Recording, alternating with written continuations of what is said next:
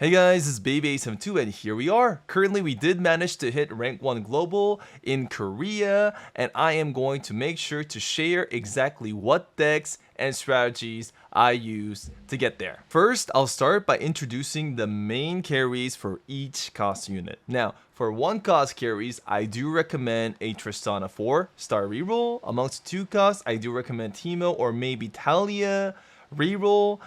For the 3 cost carries, I recommend Noxus, Darius, Katarina, or 6 Juggernaut Garen. Amongst the 4 cost carries, we do have Aphelios, Azir, Zeri, and a Kaisa Yasuo carry. And amongst the 5 costs, there will be K'Sante and Senna into a Bastion composition. Now, there are much more decks than this, but these are the main core meta decks that I felt that everybody needs to know for set 9. So here, I'm going to introduce one of each cost unit carry decks, and we're going to start with Tristana. Now, Tristana 4-star is a reroll deck. You're supposed to lose for stage 2 and reroll at stage 3, find your 3 stars, and make a comeback. And the most important thing is, you cannot be contested. If someone else is going for it, I feel very sorry, but you do need to learn how to let it go. That's why I don't really recommend 1-2 cost reroll decks too much. But if you have the good signs to go for it, let's say you have the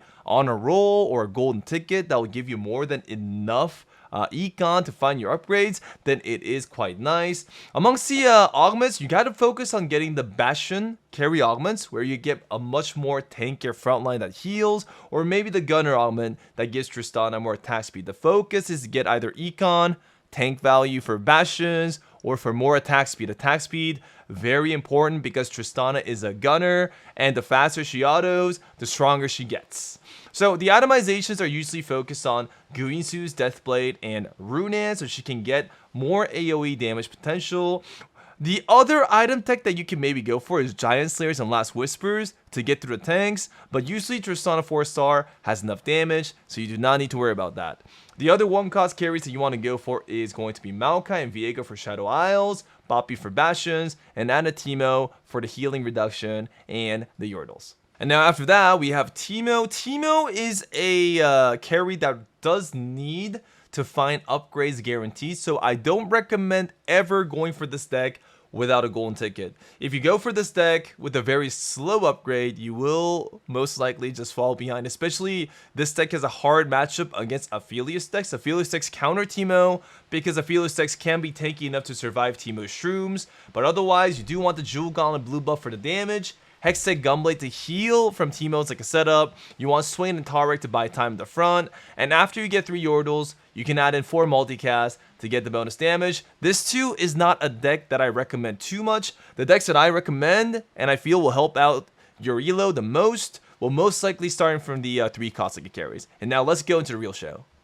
Okay, now the 3 cost carry decks that I recommend the most is going to be Noxus, Darius, and Katarina. So the itemizations for Darius is actually much more versatile than it seems. Like here, I did recommend maybe like a time results in IE, but once I actually went for 3 Solaris on Darius, and it still had enough damage to take down the opponents. So the reason why we go for Noxus is when we want a safe placement. Now, we don't need to level all the way to 7 and gamble for a 4 cost. We can just stay at 6 and gamble for a 3 cost 2-star, which is much more likely to happen. So we get this early 3 cost 2-star, we use it to save HP, snowball a bit for the early mid game, and since you snowball with your HP during the early mid game, you're more likely to have more HP, and with more HP, you're likely to have a higher placement. So Noxus is a very safe tech, and usually when people go for Noxus is when they don't have Guinsu's. This is one of the few compositions in the game that does not need Guinsu's whatsoever. And never forget, Darius itemizations are very versatile. It's not only just time results, you can give Hannah Justice, Solaris, anything, and Noxus will always perform very well. Now, Noxus can also be good with regions and portals that give a lot of itemizations, so their usage is going to be very, very versatile. The augments that I recommend the most is going to be Infernal Contract because they don't need more than level 7, but any source of augments that raises damage or combat value is welcome. You always want to match 6 Noxus, and as your 7th unit, you can add a Juggernaut or a Rogue. And now we're gonna recommend the main 4-cost carry. Amongst the 4-cost carries, Aphelios I feel is the most consistent and possibly the strongest like a choice to use in order to get good first place places. So the core factor of Aphelios is that you gotta use the fact that he's a Targon. Since he's a Targon, shield values are increased, and when shield values are increased, itemizations such as Solaris or units such as Senna has a lot of good value. You just need Solaris to put in like a front line. If you have like a Twisted Fate Legend to Pandora's, you can just make an infinite number of Solaris, and that's gonna give you an insane amount of like frontline value. When you build into Aphelios, you have to understand that his items are really important. You can't just build any itemization on Aphelios and expect him to do damage. You need single target itemizations like Guardbreaker or Giant Slayers, otherwise Aphelios will never get through the enemy tank. Itemizations like Last Whispers has little effect on Aphelios because in this set, there really isn't that much armor and you can just add Infrailors anyways.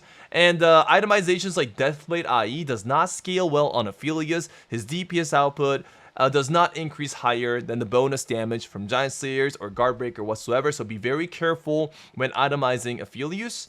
And the augments, usually the Freljord augments give the best value. You want to go for more tank augments so that your frontline and your Aphelios is much more harder to take down. Focus on adding in 3 Freljords. Never forget, the more Freljords, the better, almost always, because the synergy right now is quite overbalanced. Then you can add in Targon, Scions, Urgot, and anything else that can buy you time.